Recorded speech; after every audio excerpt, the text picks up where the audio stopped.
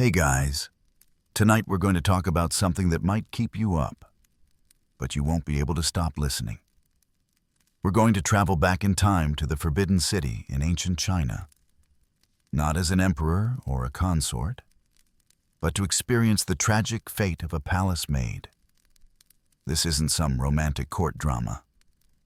Honestly, if you were really thrown into that environment, you probably wouldn't survive the first day. It was a beautiful, yet cruel cage, filled with countless invisible rules and dangers. So, before you get comfortable, take a moment to like the video and subscribe, but only if you genuinely enjoy what I do here. Feel free to also tell me in the comments where you're from and what time it is. I love seeing people from different corners of the world sharing this quiet moment with me. Now, dim the lights, maybe turn on a fan for that soft background hum, and let's ease into tonight's journey together. You are 13 years old. Your world is small, so small it only consists of the crooked old locust tree by your door, the clear little river at the edge of the village, and the bowl of plain noodles in your mother's hands that you never tire of. Your life is regular.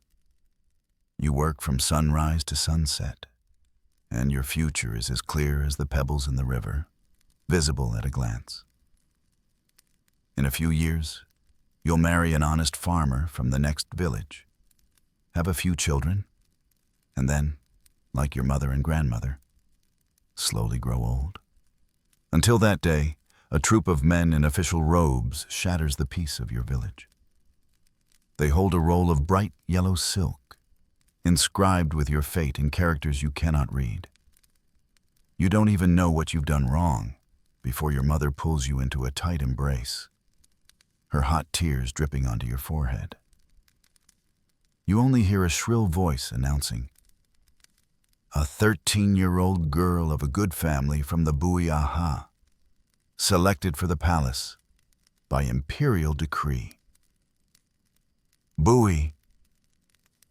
You've heard your father mention the word. It's like an invisible brand, seared into the very bones of your family for generations. It means you are your master's servants, the emperor's household slaves. So, when this honor arrives, the entire village falls into a strange silence. No one dares to congratulate you, because everyone knows this is not an honor, but a final parting. You were chosen, not because of your beauty or any extraordinary talent. You were simply in the wrong place at the wrong time, with the wrong status, listed in a thick registry. This is one of the two main ways the Qing court selected palace maids. The selection for daughters of noble Eight Banners families was called Xuan Xiu Nu, and they were destined to become the emperor's consorts. A true sparrow to phoenix transformation. But you, a girl from a Bui family under the Imperial household department, are part of the Xuan Gongnu selection. Your destination was determined from the start, to become the lowest-ranking laborer in this vast palace, a silent cog in the machine.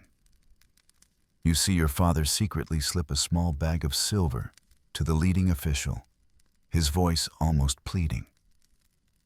But the official just shakes his head coldly. Your heart sinks. Later, you hear whispers that some families, to avoid this conscription, would marry off their daughters early, even to a less than ideal match. Because compared to marriage, being selected for the palace was like stepping into an abyss with no return. This touches upon a question historians have long debated. Was entering the imperial palace an opportunity or a disaster for an ancient woman? For high-born ladies, it might have been a gamble that could change their family's destiny. But for thousands of Bui girls like you, there was no choice. It wasn't an opportunity, but a mandatory obligation. a price you had to pay as household slaves to your master. Your personal wishes, your future, even your life, no longer belong to you from this moment on. You are just a small, requisitioned gear in the vast machinery of the empire, about to be sent to that magnificent, yet cold and heartless forbidden city. The day you left, the sky was still dark. You didn't cry, because your tears had run dry days ago. Your mother pressed a warm, boiled egg into your cold hand, the last warmth she could give you. You didn't dare to look back, afraid to see her and your father's stooped figures, afraid that one glance would shatter all the courage you had gathered. You were pushed into a small, bumpy, two-wheeled covered cart. The carriage was filled with a mixed smell of wood and unfamiliar sweat. Besides you, there were several other girls your age, dressed in the same plain, coarse clothes, their faces wearing the same expression of confusion and fear. No one spoke along the way, only the monotonous, desperate creak of the wheels on the dirt road, like an endless funeral dirge. You lifted a corner of the curtain and saw the familiar fields and villages receding rapidly, eventually becoming a blurry green dot that disappeared on the horizon. You suddenly remembered a story the village storyteller told about a Han Dynasty palace lady named Wang Zhaojun. It was said that on a similarly bright autumn day, she left her hometown for a political marriage with the Xiongnu in the north. Along the way, she played her pipa, and the sorrowful melody made the wild geese flying south forget to flap their wings and fall from the sky. You have no pipa, nor can you compose a moving tune, but you feel that your heart, at this moment, is no different from that falling goose. After an unknown amount of time, the carriage finally stopped. You were led to a massive gate, so tall it seemed to pierce the sky. This was the north gate of the Forbidden City, the gate of divine prowess. You were told to wait in the carts for another whole night, until dawn, for the final inspection. That night was exceptionally long. The cold air seeped through the cracks of the carriage, making you shiver. You and the other girls huddled together like a group of frightened little animals, drawing a meager warmth from each other. At dawn the next day, the palace gate slowly opened with a heavy groan, like the sigh of a giant beast. You were led in a line into a spacious courtyard. Not far away sat several expressionless eunuchs, the men who would decide your fate. You were ordered to lift your head so they could see your face clearly. You didn't dare to look at them directly, only catching a glimpse of their critical eyes scanning you up and down, as if assessing the quality of a piece of merchandise. This process was officially called keeping the plaque, Liu Paizi, and dropping the plaque, Liao Paizi. Girls who passed the initial selection would receive a wooden plaque with the character for boss or for keep, meaning you were on record. Those who were eliminated would get a drop plaque and be sent home. It sounded simple, but every movement, every glance, could determine your fate. Historians often debate the criteria for this selection. Official documents always emphasize abstract standards, like dignified bearing and gentle temperament. But more often, the decisive factors were the unseen ones. Things like your family background, or whether your family knew how to grease the palms. You thought of Wang Zhaojun's story again. Legend says that because she refused to bribe the court painter, Mao Yanshu, he deliberately painted a widow's tear mole on her portrait, causing her to go unnoticed by the emperor for years. The truth of this story is lost to time, but it reveals a cruel reality. In the cracks of power, There are always countless greedy hands that can easily manipulate the fate of an ordinary girl. You lowered your head, awaiting the verdict. You didn't know whether to hope for a keep or a drop. To stay meant endless confinement. To be sent back seemed a disgrace. In that brief moment, your life was reduced to a cold keep or drop. This entire process, from the bumpy journey to the cold wait, to being inspected like merchandise, was systematically stripping you of your dignity and individuality. You were required to wear similar plain clothes, forbidden to talk, and even excused from the kowtow, not out of kindness, but simply to allow the inspectors a more convenient and clearer view of you. It was a deliberate, programmatic process of dehumanization, telling you, from now on, you are no longer someone's daughter. You are just an item to be selected for the Imperial Palace. A eunuch called out your name in a high-pitched voice. No, that wasn't your name. It was a monotonous, two-character name you had never heard before. In that moment, you understood that you had been kept.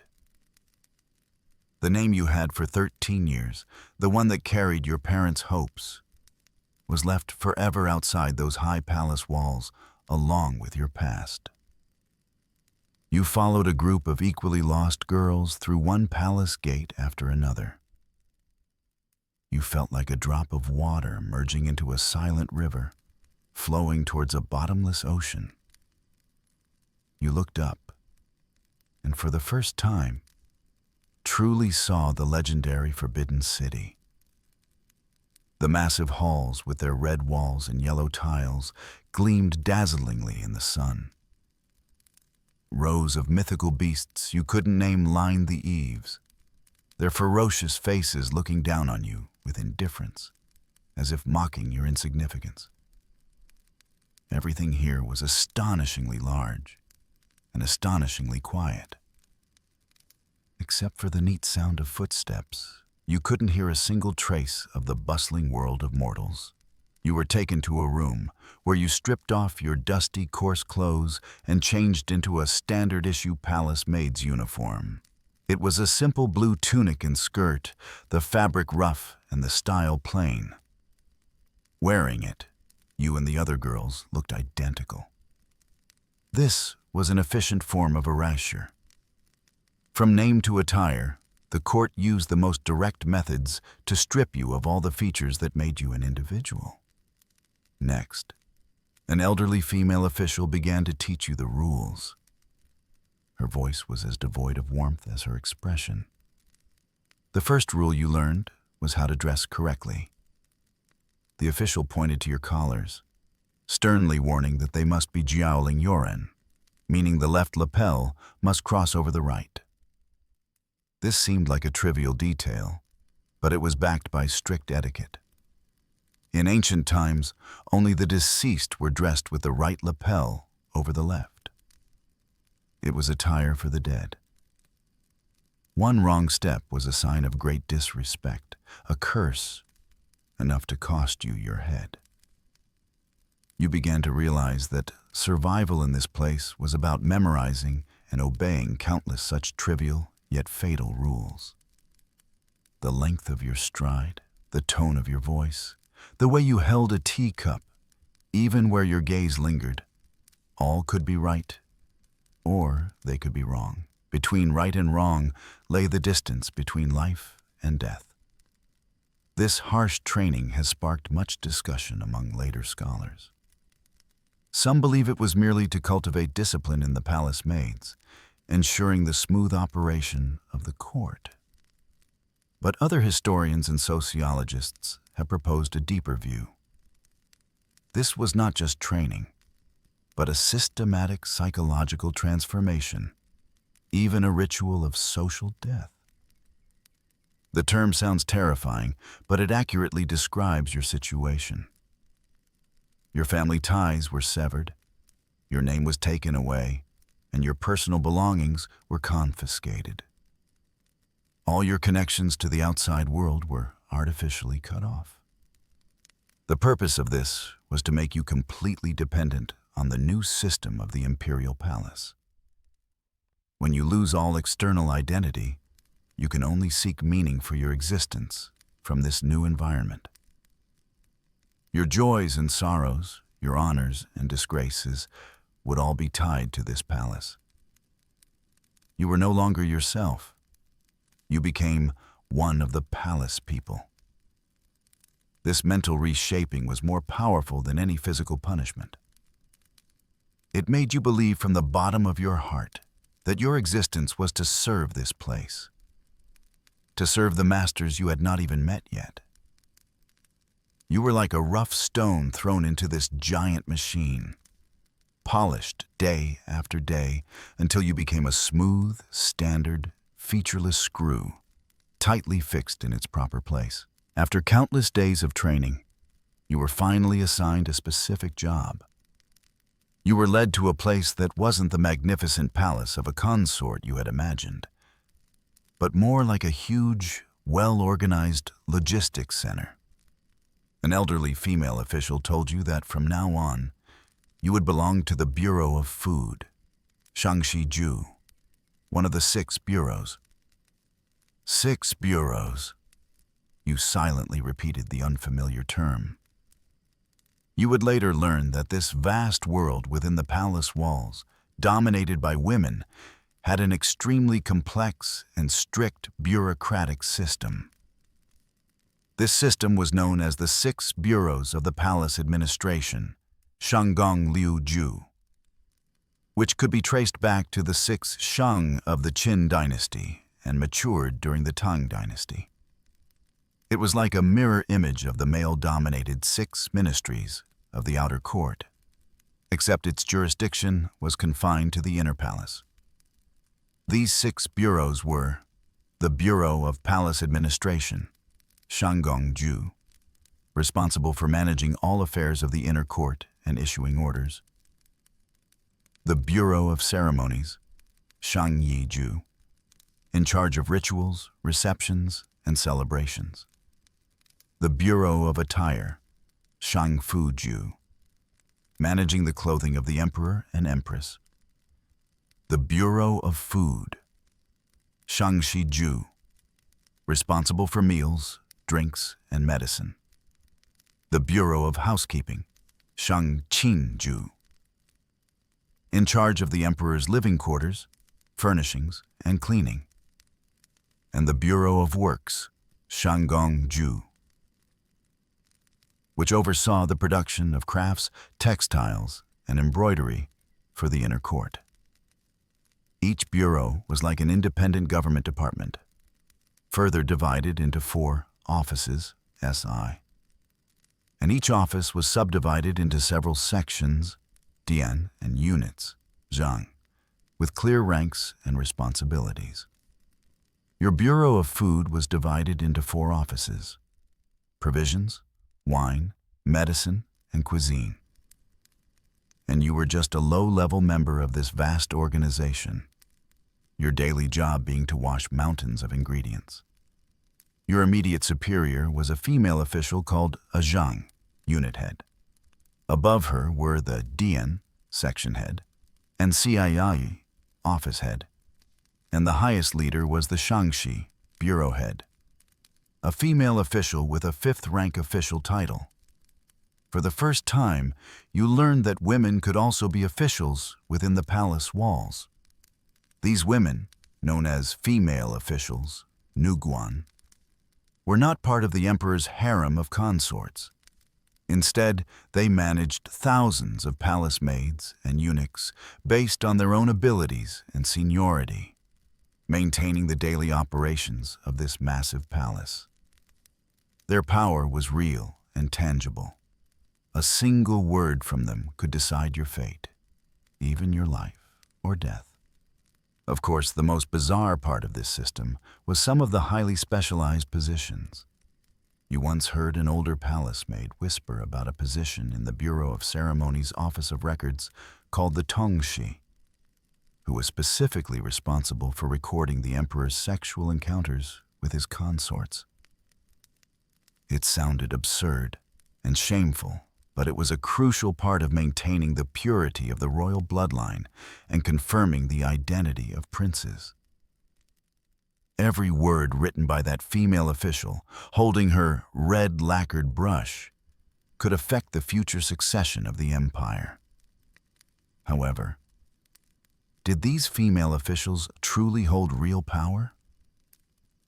This is a topic long debated by historians. Some scholars believe that this female-led management system, independent of the male bureaucracy, provided a rare stage for ancient women to display their talents and wield power.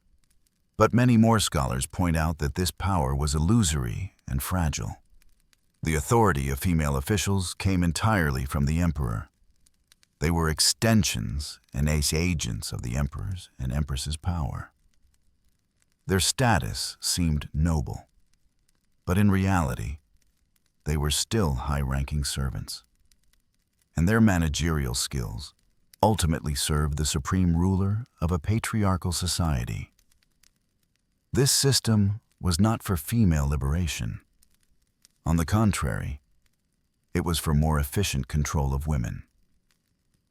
By establishing a hierarchy among women and having women manage women, the imperial power maintained the stability of the vast female population of the harem at the lowest cost. You looked at those high-ranking female officials, dressed in silk and satin, giving orders.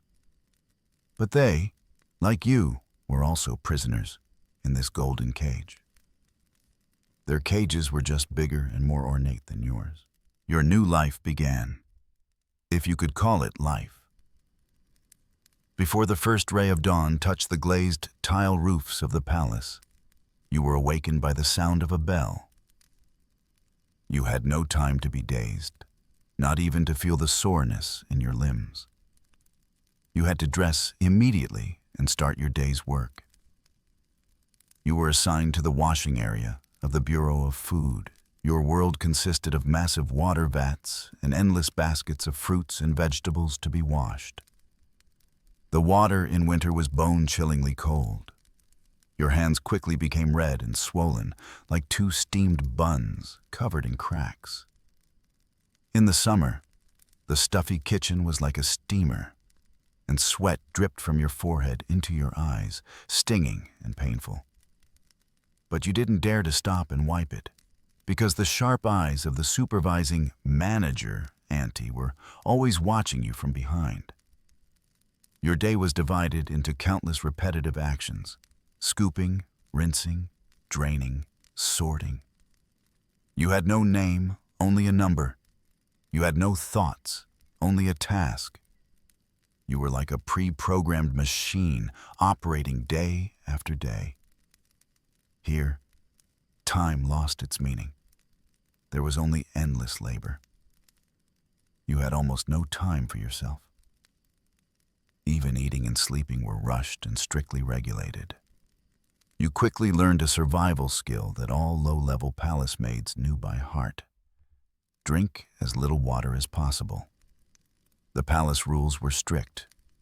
You had to ask for permission to use the latrine, and you couldn't be away from your post for too long. To avoid trouble and scolding from the auntie, you, like the other girls, would only take a small sip to wet your throat, even when you were parched. The long-term dehydration made your lips constantly chapped, and your body often feel inexplicably tired. This was the daily life of most palace maids, an existence compressed to the extreme, with only labor and no life. Of course, there were exceptions in the palace. You heard that palace maids with slightly better backgrounds, or those lucky enough to be assigned to serve a master, had more decent jobs. If a palace maid was literate, she might be assigned to manage the account books in the storerooms. If she was skilled in embroidery, she might enter the Bureau of Works to create exquisite garments for the consorts. These maids with special skills had a higher status than you, and their lives were relatively easier. This leads to a question often discussed by historians. Was the labor of palace maids solely manual toil? Or was there a complex division of labor and technical hierarchy? Many court dramas, for dramatic effect, often portray palace maids as the confidants and strategists of their masters. But the historical truth is likely much harsher. The vast majority of palace maids, like you, were engaged in the most strenuous and unskilled physical labor. Those who could stand out with a special skill were, after all, a rarity. Within the palace, there was also an invisible chain of contempt based on labor skills. Your most luxurious moment of the day was when you lay down on the cold, hard wooden bed at night. Only when you closed your eyes could you briefly escape this place. But even in your dreams, all you could smell was the mixed scent of rotting vegetables and cooking fumes. You felt yourself slowly losing your sense of time and slowly losing yourself. The palace controlled you in a highly effective way by completely occupying your time. When every minute of your day was pre-scheduled and filled with work, you had no room for thought, no space to develop personal emotions and ideas. Your body was imprisoned within these red walls, and your time was firmly locked in this endless toil. In this suffocating palace, you thought all emotions would be worn away, but you soon discovered that even in the most barren soil, the vines of human nature would struggle to grow, producing some deformed yet resilient leaves. You first noticed this abnormal relationship one evening. You saw Manager Zhang from the Bureau of Food quietly hand a carefully warmed late-night snack to Li, the eunuch on night duty. Eunuch Li took the food box and casually draped his outer coat over Manager Zhang's shoulders.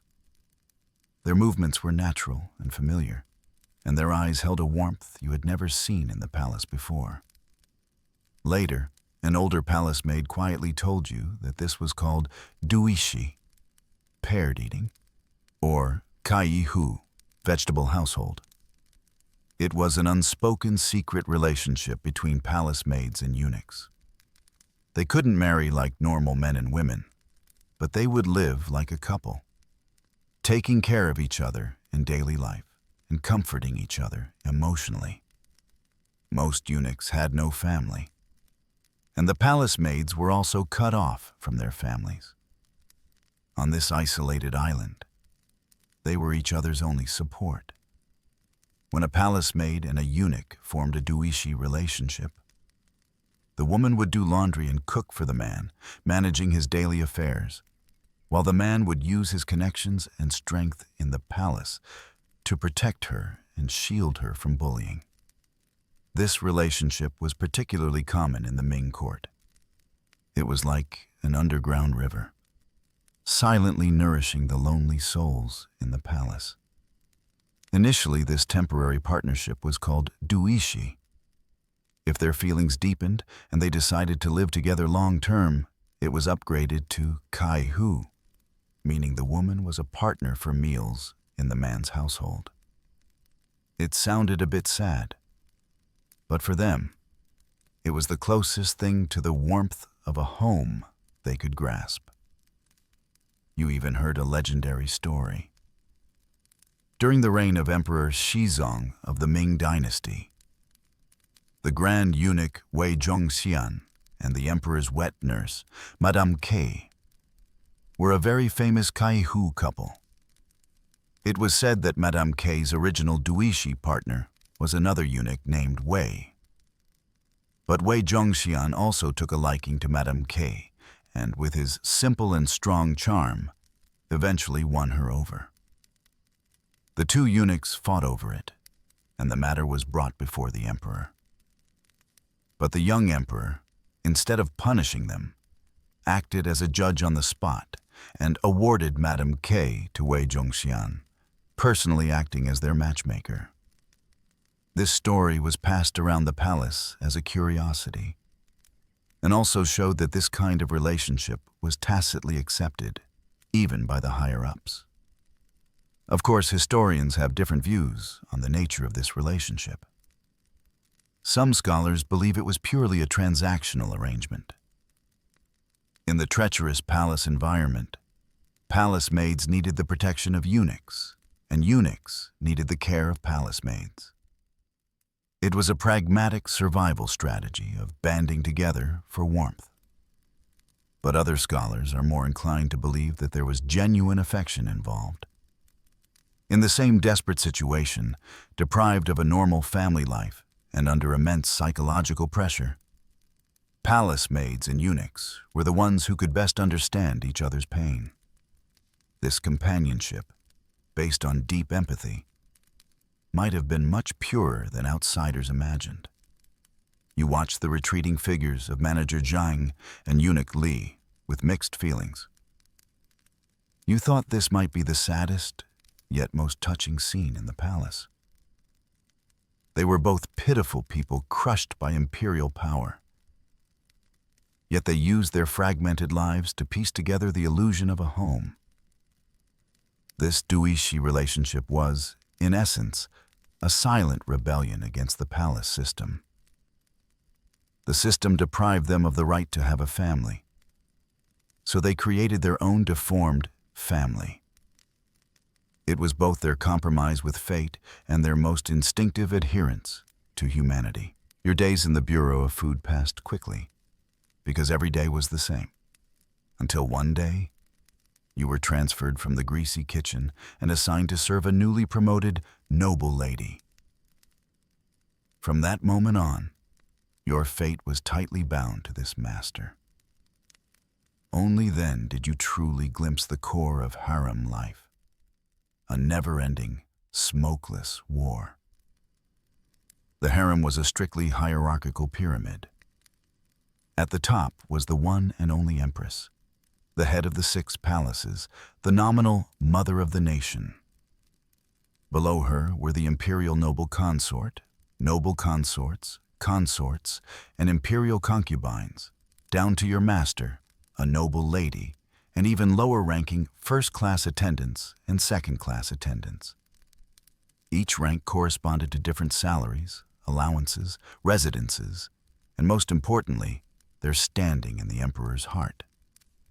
Which palace your master lived in, how much charcoal she received each day, what kind of bowls she used for meals, and even how many palace maids like you served her, were all strictly determined by her rank. And the only thing that determined all of this was the emperor's favor.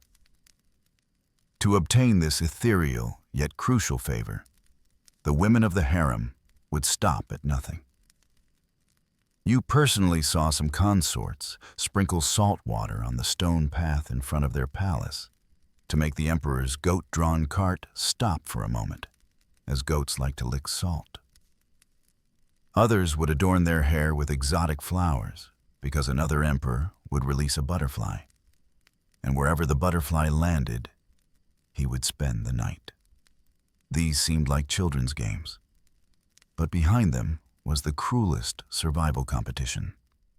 Of course, the most effective weapon was to give birth to a prince. To be ennobled through one's son was the unbreakable truth here. Once your master gave birth to a prince, her status would soar, and your life would become much easier. But this path was also filled with blood and conspiracy. Your daily job was to dress your master beautifully, perfume her room with incense, and then, along with the other palace maids, spend day after day in long waits.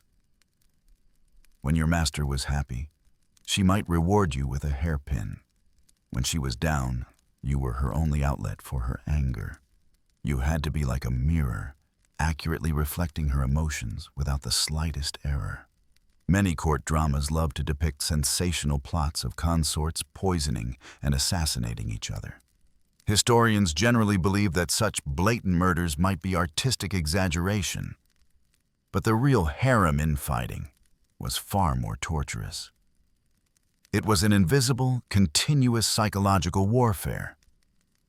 A glance, a rumor, a seemingly unintentional interception of the emperor's favor, could lead to your master's downfall, and you, of course, would suffer along with her. The essence of the harem was a highly concentrated political and economic ecosystem centered on imperial power. Here, women were both participants and commodities. Their family background, beauty, and fertility were their capital. The emperor's favor was the only hard currency in this market. And you, a palace maid, were the most insignificant asset under your master's name. Your value depended entirely on your master's stock price in this cruel game. When she was in favor, you were an adornment to her glory. When she fell from grace, you were a burden that could be discarded at will. Your tragedy was not just in your personal toil and suffering, but in the fact that from beginning to end, you were just an object in this power transaction. A number, a subordinate who could be wiped out at any moment. You quickly learned the most important survival rule in the palace. Be cautious in your words and actions, and never make a mistake. Because here, you simply couldn't afford the price of a mistake. One afternoon, you were carrying a bowl of freshly stewed bird's nest soup, walking carefully towards your master's chambers. Just as you stepped over the threshold, a startled cat darted past your feet. You were frightened, your hand trembled, and the bowl of hot soup spilled onto your master's favorite Persian carpet. The air instantly froze. Your master, the noble lady who had been so pleasant just a moment ago, her face immediately darkened. She didn't even look at you, just said faintly to the head maid beside her, "Drag her out, 20 slaps to the face, and dock a month's salary." You were dragged into the courtyard by 2 strong eunuchs and forced to the ground. The cold stone floor was painfully hard, but you didn't dare to struggle. The head maid, who was usually quite kind to you, now had a blank expression, holding a thick wooden board. You listened to her count, 1, 2, 3. Each slap made you dizzy, and your mouth quickly filled with the taste of blood. You didn't dare to cry, because crying would only bring a harsher punishment. This was just the mildest of punishments. In the palace, there was a written system of punishments called the 5 punishments, wuxing, established during the Sui and Tang dynasties and used until the Qing dynasty. This system precisely quantified the cruelty of the punishments. This legal code seemed comprehensive, but for a palace maid like you, it was almost meaningless. Because within the palace walls, there was an unwritten, more terrifying system of extra-legal punishments. For example, you had heard of a torture called zangxing, finger pressing, where a maid's fingers were squeezed between wooden sticks. The excruciating pain, connecting directly to the heart, could break the strongest person. Even more chilling was a place called the Department of Prudence, Shenxingxi. It was a special institution under the Imperial Household Department, nominally responsible for punishing the bondservants of the upper 3 banners. But in reality, it was the palace's internal court and secret prison. Any palace maid or eunuch sent to the Shenxingxi rarely came out alive. It was the source of all the horror stories in the palace, a black hole of power. This raises a question that has made historians ponder. Did law truly exist for the servant class in the Forbidden City? In theory, the Qing legal code applied to everyone. But the reality was that your master's word could decide your life or death. Her mood was your law. Your defense was meaningless because your status meant you had no voice.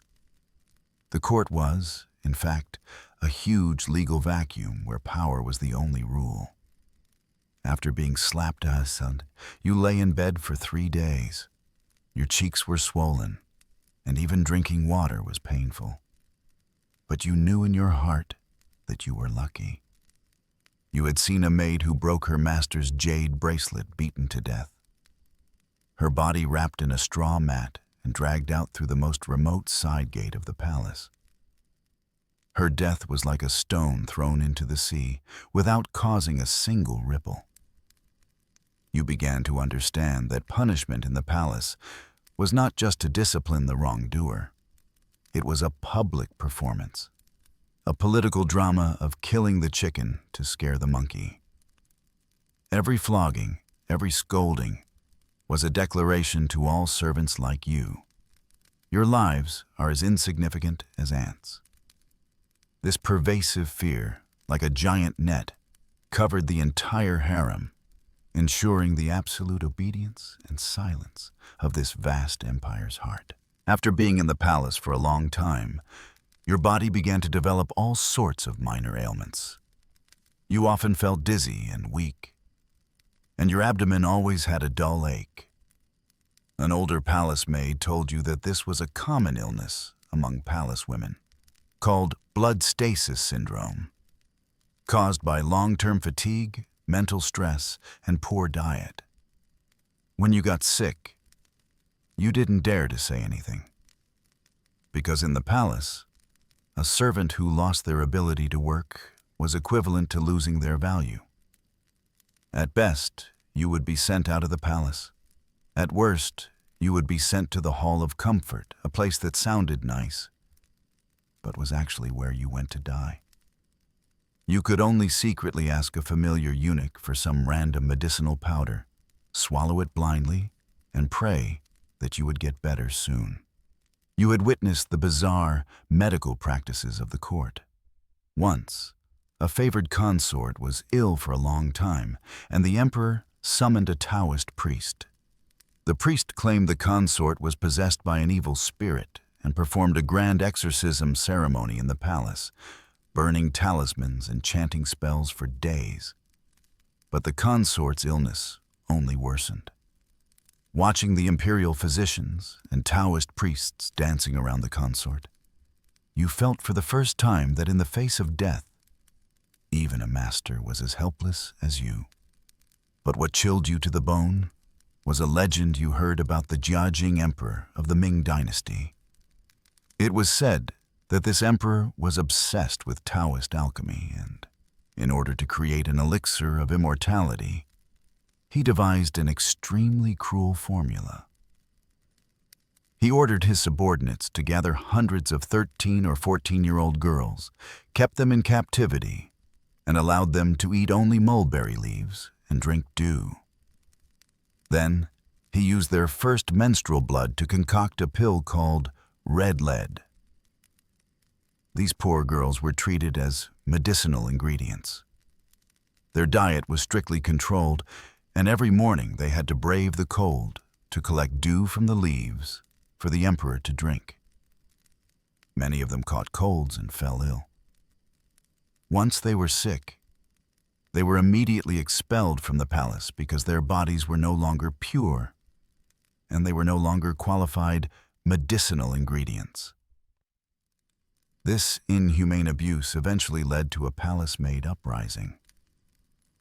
On a late night in 1542, a dozen desperate palace maids tried to strangle the sleeping Jiajing emperor with a yellow silk cloth.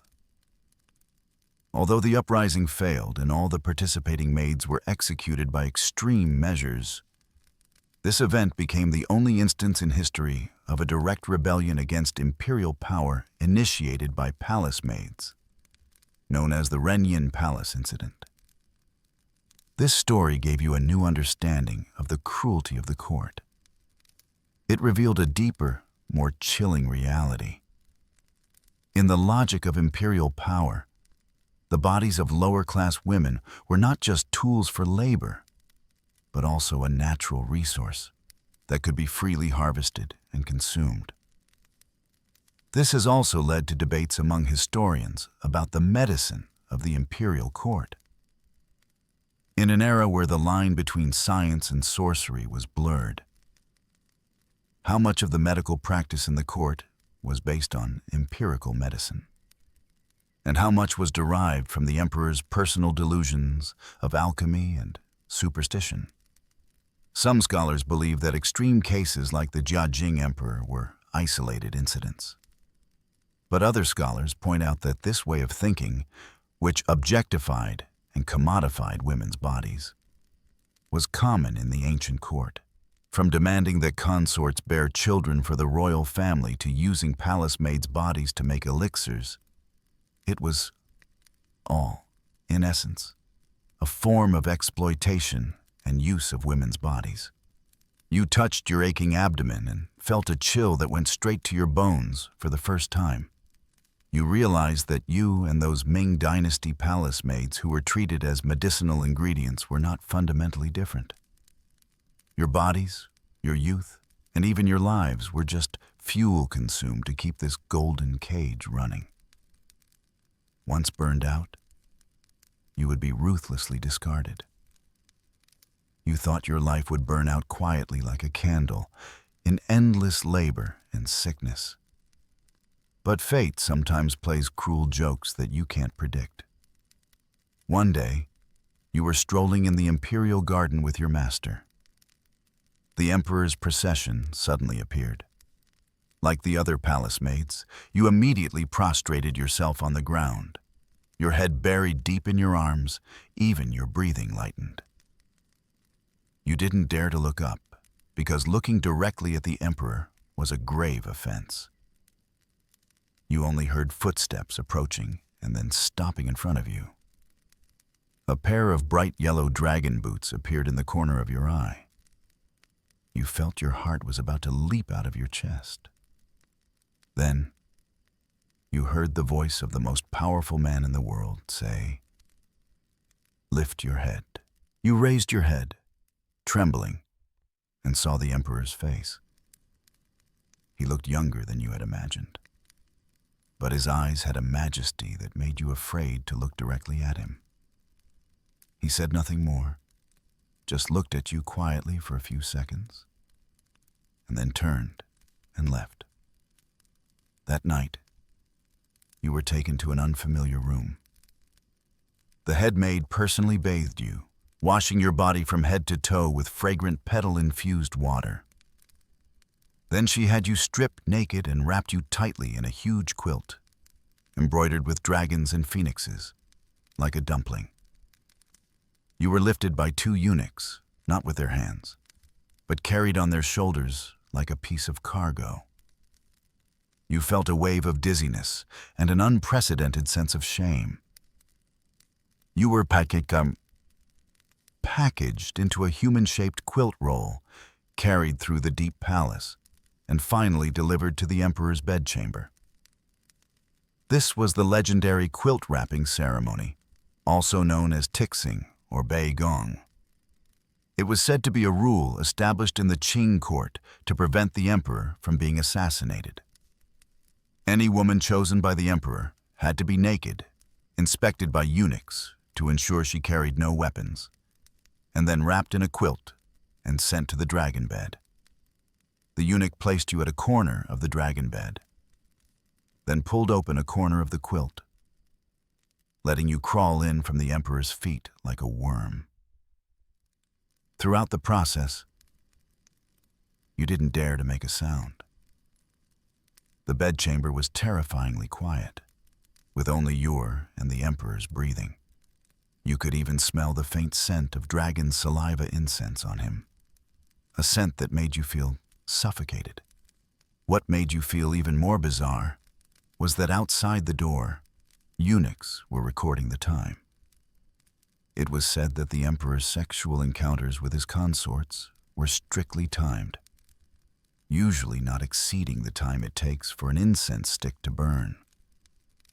When the time was up, the eunuchs outside would call out loudly, "Your Majesty, take care of your dragon body."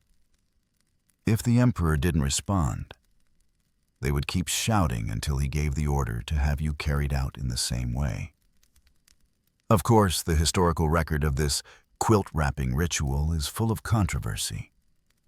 Some unofficial historical notes, like the unofficial records of the Qing dynasty, describe it in great detail, and many court dramas love to portray this scene.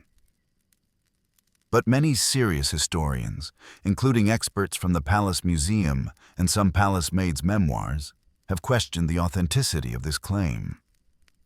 They believe it might just be an exaggerated folk imagination and fabrication about court life, and the reality was far less dramatic. But whether this ritual was real or fake, the logic behind it was real and consistent. In the imperial system, the emperor's sexuality was not a private matter, but a political and biological act concerning the foundation of the state.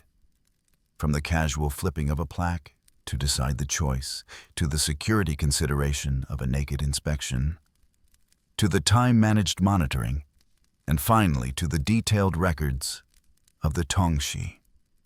Every step systematically stripped the event of any emotional color and personal privacy. It was not love, not affection, not even the release of desire. It was a carefully designed, cold ritual with the sole purpose of procreation. And you, or any woman chosen, were just an objectified, functional prop in this ritual.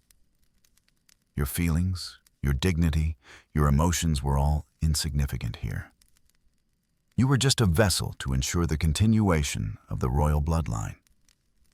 This was the ultimate possession and domination of women by imperial power, and it was the most absurd and desolate favor you, as a palace maid, could ever encounter. After that favor, your status did not change at all. You were not promoted to an attendant or a constant presence as in the stories.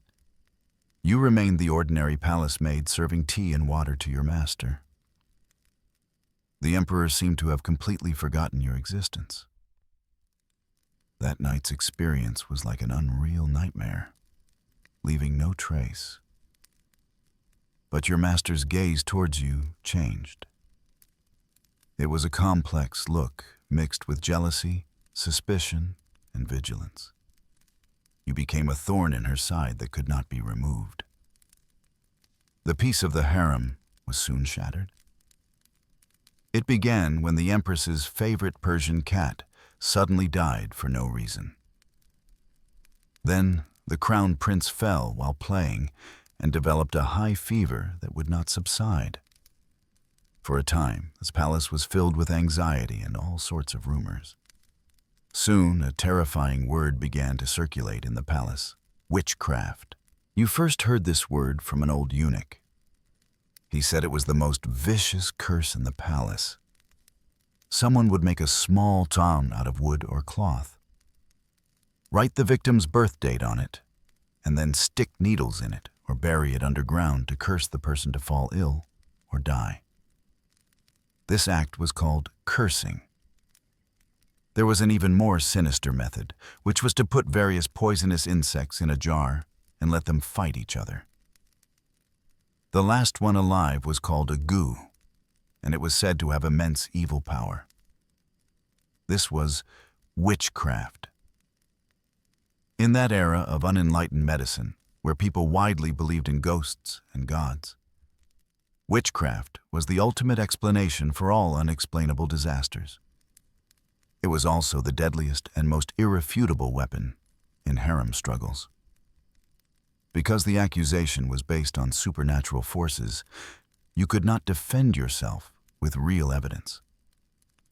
Sure enough, a few days later, a group of eunuchs found a cloth doll in your master's palace. The crown prince's name was written on it in cinnabar, and a needle was stuck in its heart. Your master immediately collapsed to the ground, kowtowing repeatedly, saying she was framed. But no one listened to her explanation. She was thrown into the cold palace, and you, as her personal maid, naturally became an accomplice. You were locked up in the Department of Prudence. In that dark, damp, blood-smelling place, you suffered unforgettable torture. They didn't need evidence, only your confession. Under severe torture, you finally admitted to being your master's accomplice. You didn't know that your and your master's tragedy was just a small microcosm of countless witchcraft disasters in history. The most famous one occurred during the reign of Emperor Wu of the Han Dynasty. In his later years, Emperor Wu was suspicious and paranoid. A cruel official named Jiang Chong took advantage of this, claiming that the emperor's illness was caused by someone practicing witchcraft. Thus, a massive search that swept through the entire capital began. Countless officials and commoners were implicated, and eventually, even Crown Prince Liu Ju and Empress Wei were forced to commit suicide. This is known in history as the witchcraft disaster. This tragedy, in traditional historical narratives, is usually seen as the tragic consequence of Emperor Wu's senility and court infighting. But in recent years, some historians, like scholar Liang Kai, have proposed a very subversive view. She argues that this witchcraft disaster was not just a court conspiracy, but a major political reshuffle. Kai points out that before the witchcraft disaster, power in the Han Dynasty was mainly in the hands of military aristocrats and imperial relatives. This great purge almost wiped out these old powerful groups, creating a huge power vacuum. And the ones who filled this vacuum were a group of civil officials with a Confucian background who were not prominent at the time. It was after this event that Confucianism truly began to become the dominant ideology of the empire. And in the following 2,000 years, it profoundly influenced China's political landscape. This academic viewpoint gave you a whole new understanding of what you had experienced. You realized that witchcraft was so prevalent in the court not just because of people's superstition. In the closed, high-pressure, and opaque environment of the Forbidden City, any small disturbance would be infinitely magnified. When science could not explain illness and accidents, supernatural curses became the most convenient and convincing explanation. It was a perfect, unfalsifiable political weapon. After you were convicted, you were not executed, because you were just an insignificant accomplice. You were punished to work in the laundry bureau, doing the hardest and most tiring work, left to fend for yourself there. You returned to the very bottom of the court. But this time you were forever branded with the mark of a cursor. The years in the laundry bureau were even harder than in the bureau of food. The pungent smell of soap beans chafed your hands. The heavy, wet clothes bent your back. You were like a living dead person, numbly repeating your daily work. Your only thought was to endure until you were 25. 25 was the age when Qing Dynasty palace maids could be released from the palace, a system called Fang Chu, release. In the long and desperate palace life, this was the only glimmer of light in your heart. You often fantasized at night that the first thing you would do after leaving the palace was to return to your hometown and eat a bowl of your mother's plain noodles. Then, you would marry an ordinary man and live the simple, stable life you had dreamed of at 13. Finally, you reached 25. The day you received your release papers, you trembled with excitement. You walked out of the gate of divine prowess and looked back at the high red walls, feeling as if you had escaped a 12-year nightmare. You were free. But you soon discovered that you had only moved from a small cage to a larger one. You returned to your hometown, which had changed beyond recognition. Your parents had aged so much you could hardly recognize them. They hugged you and cried, but the neighbors looked at you with strange eyes. They were curious, probing, and even a little contemptuous. In their eyes, you were an inauspicious person who had returned from that mysterious, dirty place. You started going on blind dates. But every man you met, after learning you had been a palace maid, would make an excuse and leave in a hurry. The matchmaker privately told you that there were many reasons why men were unwilling to marry you.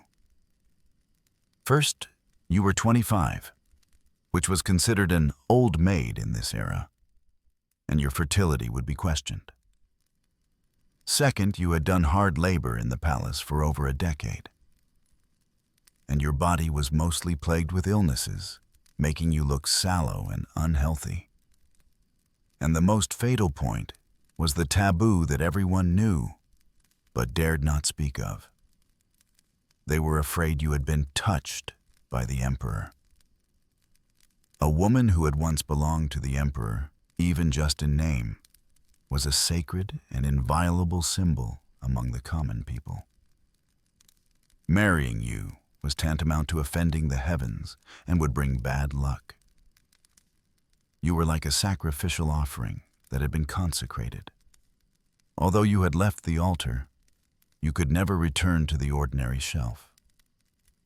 Only then did you sadly realize that the brand the court had left on you was far deeper than you had imagined.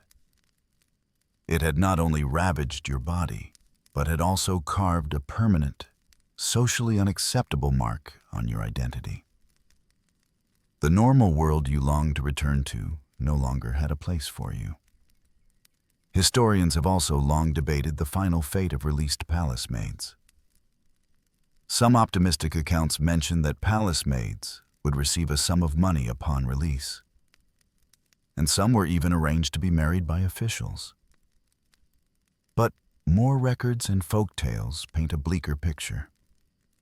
Many palace maids, unable to marry, could only live with their brothers or relatives, living at their mercy. Some chose to shave their heads and become nuns, spending the rest of their lives with a green lamp and an ancient Buddha.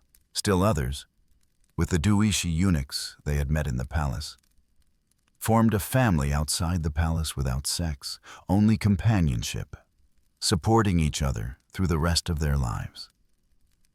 You finally understood the true source of your tragedy.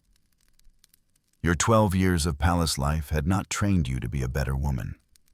Instead, it had desocialized you. It taught you a complex set of survival rules, useful only within the palace walls, but stripped you of the ability to live in the outside world. You were trained to be unlike a normal wife, mother, or neighbor. You were molded into a perfect palace component. And when this component was eliminated, you found that you could no longer fit into any other machine. Freedom, the word you had longed for 12 years, turned out to be a beautiful lie.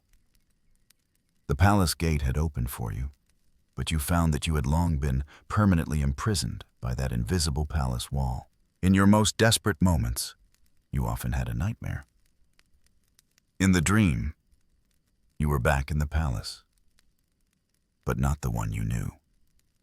It was an earlier, more barbaric era, the Ming dynasty. In the dream, the old emperor had passed away.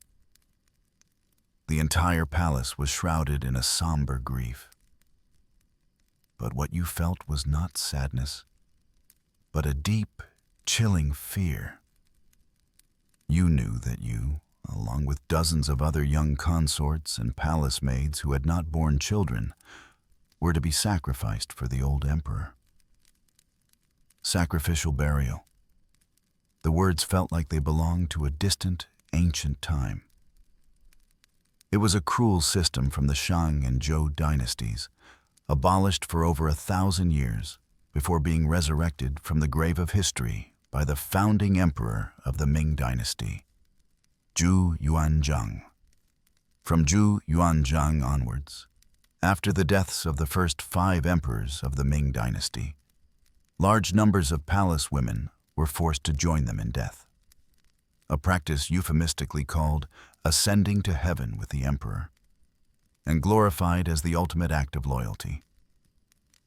You, along with the other chosen heavenly women, were taken to a grand hall. The eunuch served you a final, lavish banquet, known as the farewell meal. You looked at the feast on the table, but the dread in your stomach made it impossible to eat. After the banquet, you were taken to a quiet room. From the high beams hung rows of white silk sashes, swaying gently in the silent air.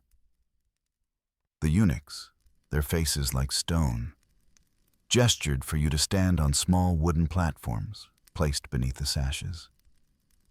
Some women cried, some cursed, but most, like you, were numb with terror. With a single sharp command, the platforms were pulled away. A sudden, crushing weight, and then darkness consumed everything. Sometimes the whispers in the palace spoke of even crueler fates. It was said that some were given a draught of mercury to drink, or sealed alive within the imperial tomb, so they could serve the underground monarch in a standing posture for eternity. This barbaric practice finally came to an end in 1464. In that year, the 6th emperor of the Ming dynasty, Emperor Yingzong, also known as the Tianshun Emperor, left a final edict before his death, explicitly abolishing the inhumane system. In his edict, he stated that using living people for sacrifice was something I cannot bear to do, and he considered it an uncivilized act not in accordance with ancient rites. This emperor, famous in history for being captured in the Tumu crisis, made a decision that shone with the light of humanity at the last moment of his life. Historians have different explanations for why the Ming emperors revived this practice.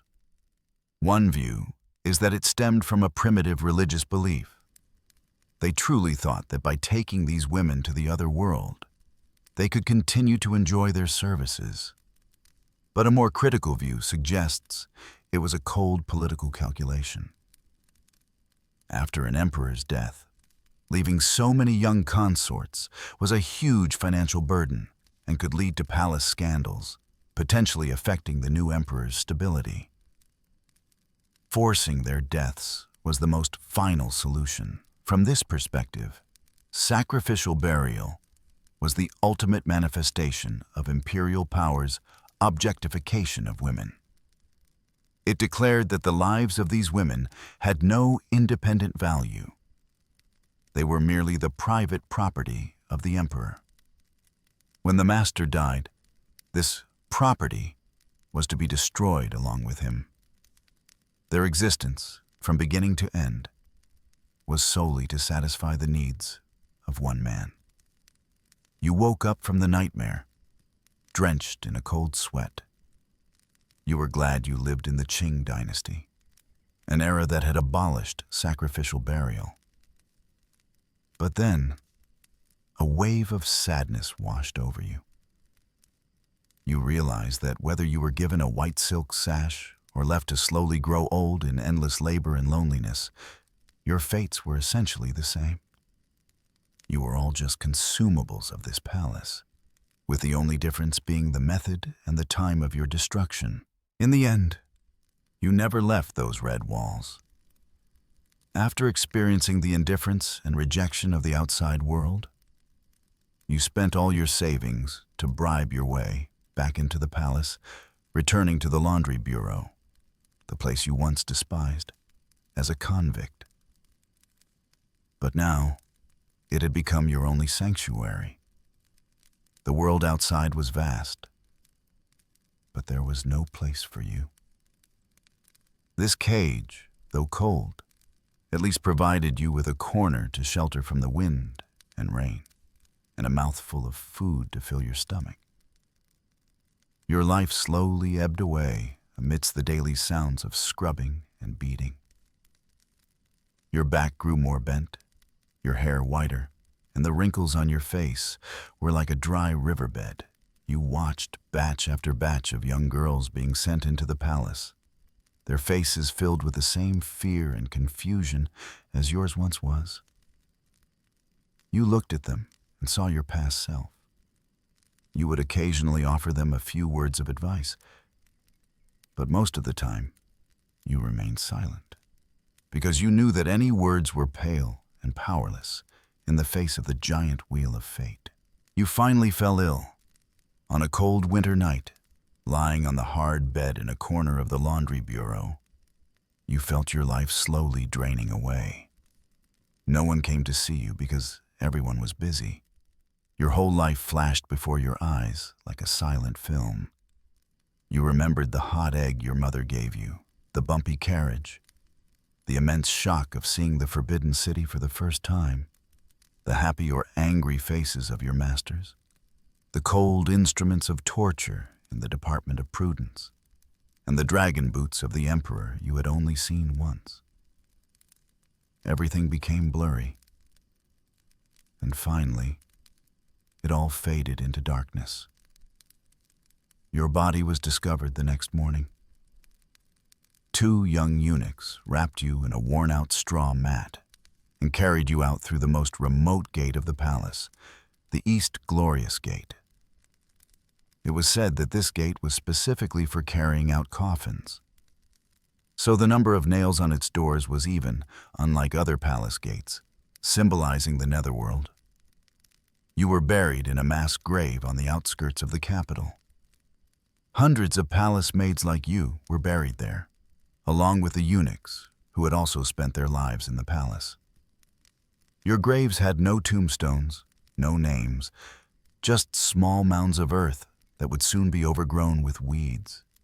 You heard that when eunuchs died, their families would carefully place their precious parts, which had been severed years ago, into their coffins to be buried with them. They believed that only then could they be reborn as whole men in the next life. It was a sad ritual, an attempt to reclaim dignity after death. And you, a palace maid, had nothing after death. You came with nothing. You left with nothing. Your story will not be recorded in any history book. The historians' pens will only record the merits and faults of emperors, the rise and fall of generals and ministers, and the struggles of consorts. They would not waste a single drop of ink on a humble palace maid. Historians studying this period face the same dilemma. The records about you are pitifully scarce. They can only piece together fragments of your life from snippets in official archives, notes from scholars, or the memoirs of some old eunuch or palace maid in their later years. Your existence is like a speck of dust in the long river of history, completely forgotten and erased. This historical amnesia is not accidental. It is the deliberate result of that system. A system designed to make you faceless and replaceable while you were alive would naturally ensure you were completely forgotten after death. Your tragedy is not just in your suffering during your lifetime, but also in the fact that the system almost succeeded in making it seem as if you had never existed. Your story has become a true ghost story, a tale of a nameless soul forever wandering above the Forbidden City. Now, let's zoom out from your personal fate and look at the broader historical context. Your story is over. From a naive 13-year-old girl to a nameless old woman who passed away quietly within the palace walls, your life was a condensed history of tragedy. You were chosen not for your excellence, but for your birth. You were trained not to grow, but to have your personality erased. Your labor maintained the dignity of the empire, yet no one acknowledged your contribution. Your emotions were considered dangerous taboos, forced to grow in a deformed way in the cracks. Your body was at times a tool for sexual release, at others a medicinal ingredient for alchemy. Your freedom was a promise that could never be fulfilled. And your death, whether a brutal sacrificial burial or a lonely demise from illness, ultimately led to the same nothingness.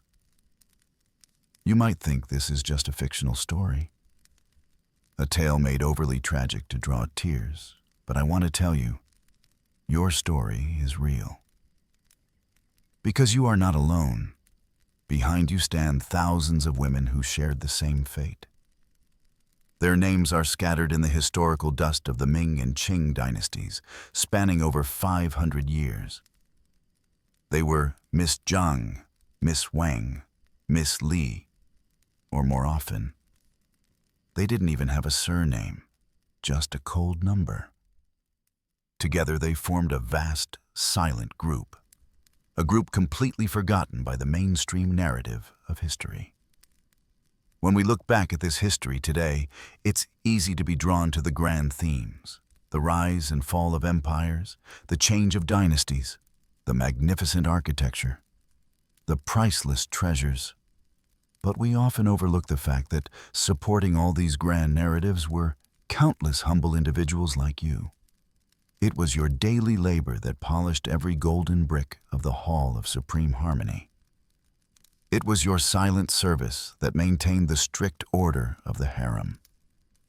It was your suppressed youth and life that formed the solid foundation of that golden cage. Your stories are the cruelest footnote to the old saying, "A general's success is built on 10,000 bleaching bones." Except here, the general was the emperor and his consorts, and the bones were yours. So, tonight we tell your story not just to mourn a tragic past, but to achieve a belated seeing, to penetrate the heavy shadows of emperors and generals and see the lives that were obscured, silenced, and forgotten.